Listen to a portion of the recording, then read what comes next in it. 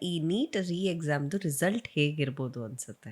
Paper ಬಗ್ಗೆ ನಾನು if I stick out my neck, hmm paper ಹೆಂಗಿರ್ಬೋದು ಅಂತ ಹೇಳೋದಾದ್ರೆ, ಹ್ಮ್ ಈಗ ತುಂಬಾ ಜನ ಹೇಳ್ತಿದ್ದಾರೆ 2025 ತರಾನೇ ತುಂಬಾ ಡಿಫಿಕಲ್ಟ್ ಪೇಪರ್ ಬರುತ್ತೆ, ತುಂಬಾ ಕಷ್ಟದ ಪೇಪರ್ ಬಂದ್ಬಿಡುತ್ತೆ, ಯಾಕಂದ್ರೆ ರೀ ಎಕ್ಸಾಮ್ ಮಾಡ್ತಿರೋದ್ರಿಂದ ಹ್ಮ್ NTA ಗೆ ಇದೊಂಥರ ಅವಮಾನ ಆದಂಗೆ ಆಗೋಯ್ತು.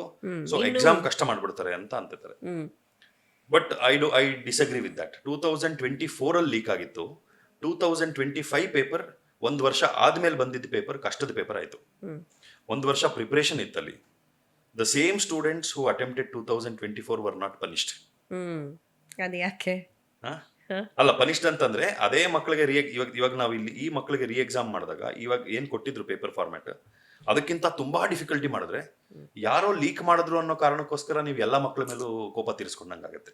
ಕರೆಕ್ಟ್. ಸೊ ನನ್ನ ಅಭಿಪ್ರಾಯದಲ್ಲಿ hmm paper difficulty level more or less main 2026 actual NEET exam ಏನ್ ನಡೀತು ಮೇ 3ನೇ ತಾರೀಕು ಅದೇ ಮಟ್ಟಕ್ಕೆ ಇರುತ್ತೆ. ಹ್ಮ್ ಸ್ವಲ್ಪ ಲೆಂತಿ ಆಗ್ಬೋದು, ಹ್ಮ್ ಒಂದು ಸ್ವಲ್ಪ ಮಟ್ಟಿಗೆ ಮಾರ್ಜಿನಲಿ ಡಿಫಿಕಲ್ಟಿ ಲೆವೆಲ್ ಇನ್ಕ್ರೀಸ್ ಆಗ್ಬೋದು. It will not become like 2025 paper.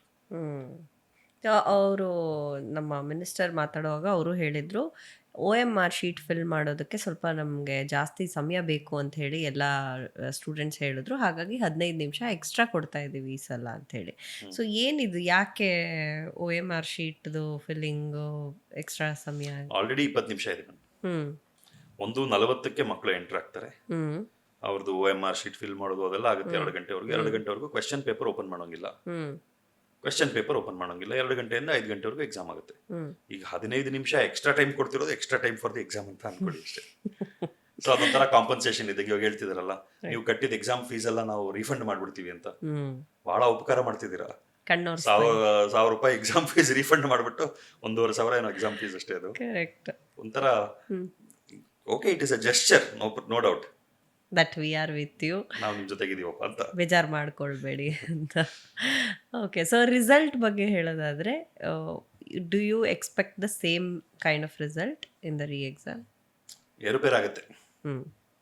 ಆ ಒಂದು ಮೊಮೆಂಟಮ್ ಅಲ್ಲಿ ಪ್ರಿಪೇರ್ ಮಾಡ್ಕೊಂಡು ಬಂದಾಗ ಪರ್ಫಾರ್ಮೆನ್ಸ್ ಹೆಂಗಿರುತ್ತೆ, ಒಂದು ಡಿಸ್ಟರ್ಬ್ ಆದ್ಮೇಲೆ ಪರ್ಫಾರ್ಮೆನ್ಸ್ ಹೆಂಗಿರುತ್ತೆ. ಕರೆಕ್ಟ್. ಮುಂಚಿನ ಪೇಪರ್ನಲ್ಲಿ ತುಂಬಾ ಚೆನ್ನಾಗಿ ಮಾಡಿದ್ದವ್ರು ಇವಾಗ ಬೀಳೋ ಚಾನ್ಸ್ ಇರುತ್ತೆ. ಬಿಕಾಸ್ ಅವರು ಡಿಸಪಾಯಿಂಟ್ಮೆಂಟ್ ಅಲ್ಲಿ ಎಕ್ಸ್ಟೆಂಡೆಡ್ ಪ್ರಿಪರೇಷನ್ ಮಾಡ್ತಾರೆ. ಮುಂಚಿನ ಪೇಪರ್ ಅಲ್ಲಿ ಚೆನ್ನಾಗಿ ಆಗಿಲ್ದೇ ಇದ್ದವ್ರಿಗೆ ಇದೊಂಥರ ಹೊಸ ಅವಕಾಶ ಸಿಕ್ಕಂಗೆ, ಇದನ್ನೊಂದು ಚಾನ್ಸ್ ಸಿಕ್ಕಂಗೆ. ಅವ್ರು ಸ್ವಲ್ಪ ಜೋಶಲ್ಲಿ ಪ್ರಿಪೇರ್ ಮಾಡ್ಬೋದು. ಕರೆಕ್ಟ್.